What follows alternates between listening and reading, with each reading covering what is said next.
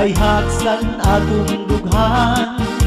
Kay panahon na liwat sa pagparadagat sininong lahipan nga nagharap-ihap sa atong dughan.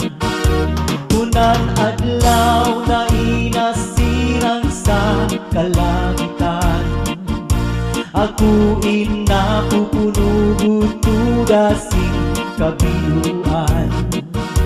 Nababarang nawawara na kung kalipayan, kung nasisinagan sininga adlaw ang napurughan.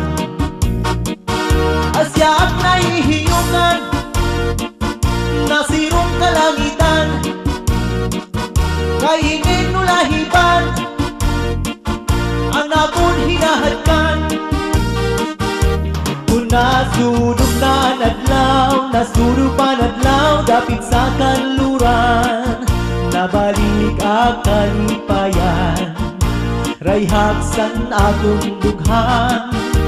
Kay panahon na liwat sa pagparalakat sininong lahipan nga naghaharap-ihap sa atong dughan. Asyaak nahihiyungan nasirong kalangitan, kainin nulahipan